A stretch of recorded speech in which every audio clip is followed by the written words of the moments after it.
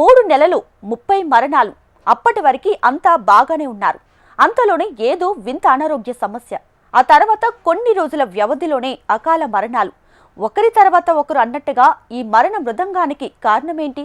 వాళ్ళంతా ఎందుకు చనిపోయారు అనేది ఇప్పటికీ మిస్టరీనే. వైద్య బృందానికే సవాల్ విసురుతుంది ఈ ఘటన. రాజధాని ప్రాంతానికి కూతవేటు దూరంలో ఉన్న తుర్కపాలెం అనే గ్రామంలో జరిగిన విషాద ఘటన ఇది. ఇంతకు తప్పు ఎక్కడ జరిగింది? వారికి సకాలంలో వైద్యం ఎందుకు అందలేదు? ఈ విషాద ఘటన వెనుక ఎన్నో విస్తుపోయే అంశాలు వెలుగులోకి వస్తున్నాయి.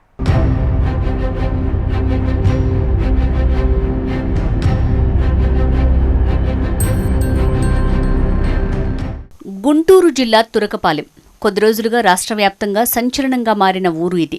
ఈ గ్రామంలో రోజుల వ్యవధిలో 30 మంది ప్రాణాలు కోల్పోయారు. 23 మంది పురుషులు, 7 మంది మహిళలు మృతి చెందారు. రాజధాని ప్రాంతంలో వైద్య రంగానికి కిల్లా అయిన గుంటూరు నగరానికి కూతవేటు దూరంలో ఈ గ్రామం ఉంది. 3 నెలలుగా వరుసగా ఇక్కడ మరణాలు సంభవిస్తున్నా బయటికి రాలేదు. చివరికి టీడీపీ కార్యకర్త మృతి చెందటంతో స్థానిక ఎమ్మెల్యే రామాంజనేయులు గ్రామంలోకి వెళ్లారు. అలా ఈ ఘటన వెలుగులోకి వచ్చింది. దీంతో ఒక్కసారిగా అందరూ కంగుతిన్నారు. గత 15 రోజులుగా ఈ మరణాల వెనుక కారణాలపైన అధ్యయనం జరుగుతోంది.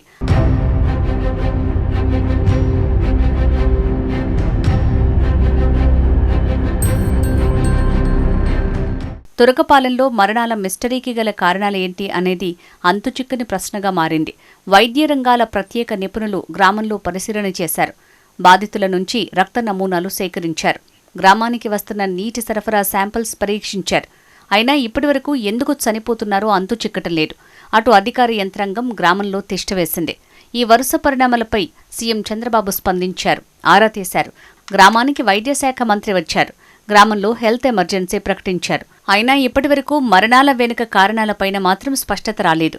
గ్రామంలో మాత్రం హెల్త్ క్యాంపులు, వాటర్ టెస్టులు, శానిటేషన్, దోమలు, మలేరియా డిపార్ట్మెంట్, అగ్రికల్చర్ అధికారులు, భూమి సాయిల్ టెస్ట్ పరీక్షలు ఇలా రకరకాలుగా పరీక్షలు నిర్వహించారు.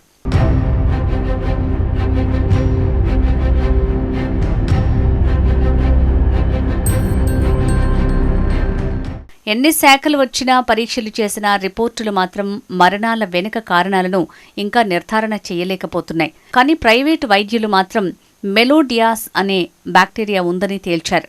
ఈ గ్రామంలో కీలకంగా వ్యవహరించాల్సిన ముఖ్య శాఖల అధికారుల మధ్య సమన్వయం లేమి స్పష్టంగా కనిపిస్తోంది. జిల్లా వైద్య ఆరోగ్య శాఖ అధికారులు ఆర్ఎంపీ క్లినిక్ను తనిఖీ చేశారు.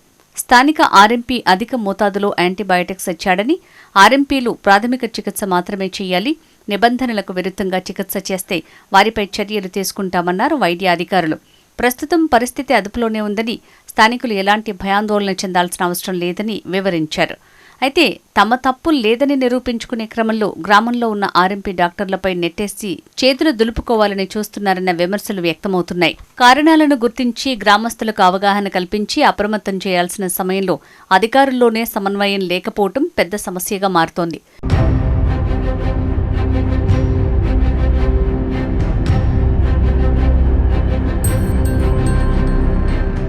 గత 10 రోజులుగా వైద్య ఆరోగ్య శాఖ గ్రామంలో వైద్య శిబిరాలు నిర్వహిస్తోంది.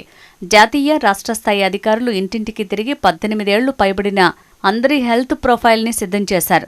2517 మంది జనాభా ఉన్న ఈ గ్రామంలో 1343 మంది ఆరోగ్య పరీక్షల ఫలితాలు వెల్లడయ్యాయి.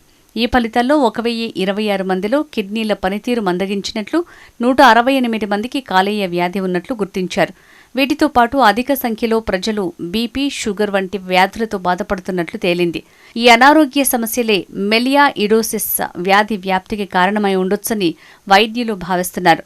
వైద్య శాఖ పరిశోధనలు ఒకవైపు జరుగుతుండగా గ్రామస్తులు తమ నమ్మకాలను అనుసరించి బొడ్రాయికి ప్రత్యేక పూజలు నిర్వహిస్తున్నారు. గ్రామంలోని బొడ్రాయితో పాటు ఉన్న గవిటిరాయి వంగిపోవడంతోనే వ్యాధులు ప్రబలి జనం చనిపోతున్నారని స్థానికులు గట్టిగా నమ్ముతున్నారు.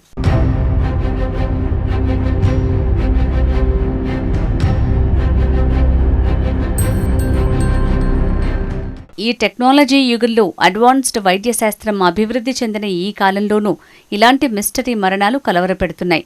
మరణాల వెనుక స్పష్టమైన కారణాలు ఇప్పటికీ తెలియకపోవడం అటుంచితే 30 మంది చనిపోయే వరకు జిల్లాలో వైద్య అధికారులు ఏం చేస్తున్నారని ప్రజలు ఆగ్రహం వ్యక్తం చేస్తున్నారు. బాధితులకు మెరుగైన వైద్యం అందించడంలో ఎందుకు విఫలమయ్యారనే ప్రశ్నలు వినిపిస్తున్నాయి.